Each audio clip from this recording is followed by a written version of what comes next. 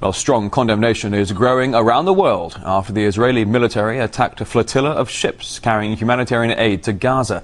This footage captured the moment the operation began, when Israeli commandos boarded one of the main vessels. Important announcement, one more time. All the brothers on all the decks, we have lost. Take your seats. Come down and take your seats.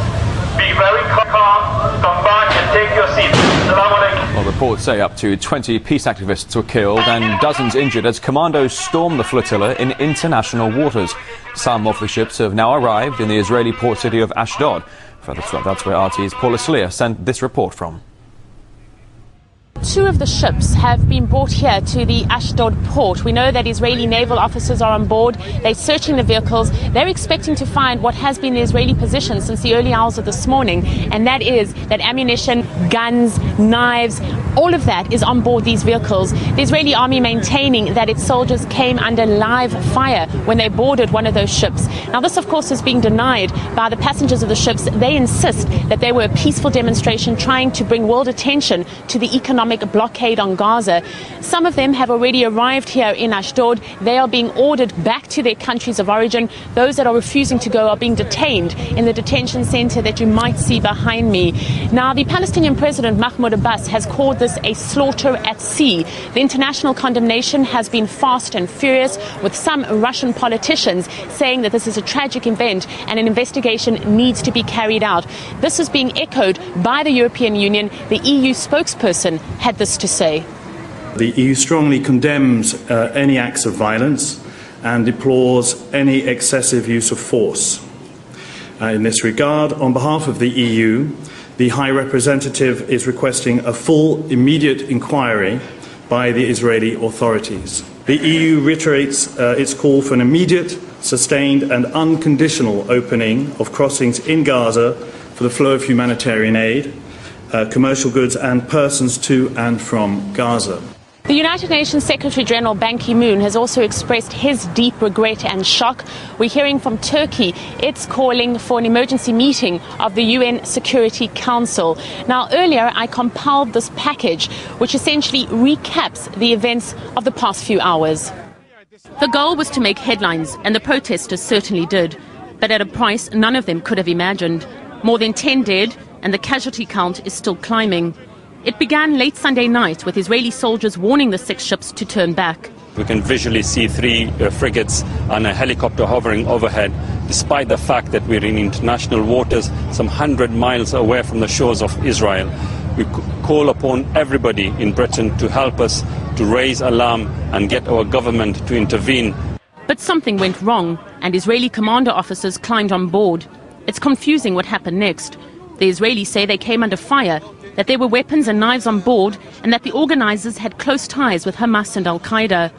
But the protesters, who come from many different countries, say it's simply not true. The Israelis have always been threatening since day one from when we wanted to launch the flotilla. Every attempt where there's been to end the siege, they've always been quite aggressive. But I've got to be honest, I didn't even expect Israel to disregard international law so flagrantly. Israel went to international water, they boarded a civilian ship and gunned down, killed an innocent 16 or 20 people. The international community is demanding action. The Arab League is urging members to cut ties with Israel. And as demonstrations in Lebanon, Jordan, Turkey and Israel itself gain momentum, Israeli Prime Minister Benjamin Netanyahu has cut short a trip to North America to return home. Israeli police are on high alert around the country for fear the protests could get out of hand. The flotilla's passengers came from all around the world. Among them were parliamentarians, journalists, a Holocaust survivor and a Nobel Peace Laureate. They had with them 10,000 tons of supplies to help alleviate the humanitarian situation in Gaza. But Israel maintains there is no humanitarian crisis in Gaza. Israeli Defense Minister Ehud Barak says the area is ruled by a terrorist organization, Hamas, and therefore Israel has the right to examine all cargo entering the Strip. The confrontation took place some 100 kilometers off the coast of Gaza in international waters. It's now up to the international community to have the final word and pass judgment. Flotilla, RT, Ashdod, Israel. Well, political commentator Dr. Asad Abu Shareh from Gaza thinks the US, as Israel's primary ally, should also be held accountable for the attack on the aid mission. Unfortunately, the West, especially the United States of America, because they are in strategic alliance with Israel, and unfortunately, Israel was given a green light by the Americans. Otherwise, they wouldn't have dared to attack these peaceful ships in the international water. This is why we call upon the whole world. We call upon Russia, we call upon superpowers, we call upon United Nations, the peoples of the world, to put pressure on America and Western countries in order to bring Israel to account and to impose sanctions on Israel and to bring Israeli generals to accountability for the crimes which they committed against humanity. Well, Mustafa al-Barghouti from the Palestinian National Initiative Group from Ramallah in the West Bank condemns the actions of the Israeli military and calls on the international community for action.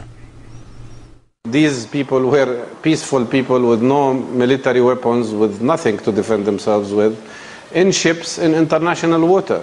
It was the Israeli army that went to them with helicopters, with Israeli Navy military ships, and attacked them. It is so obvious and so clear. And to accept, even to discuss the Israeli lies about the fact that the soldiers who invaded the ships in international waters were subjected to aggression is by itself unacceptable. The picture is very clear. What Israel has done is an act of piracy. What Israel has done is an act of serious violation of international law. They practically attacked the sovereignty of Greece, Turkey, and Ireland. These are the countries that the ships had their flags on, and they attacked them in international water. This is equal to an act of declaration of war. And more than that, Israel attacked civilian people, non-violent people, peaceful people who had no weapons to defend themselves with, and killed 20 of them. What we need is real peace. What we need is just peace. And that can happen only if Israel accepts to end its colonial system and its occupation of Palestinian territories, and accept the rights of the Palestinian people to be free. We have hundreds of people who have died in Gaza because they could not access proper medical care. We have lots of hospital medical units that are non-functional because of the absence of spare parts or the absence of proper medications. This is a place that where people live in a ghetto.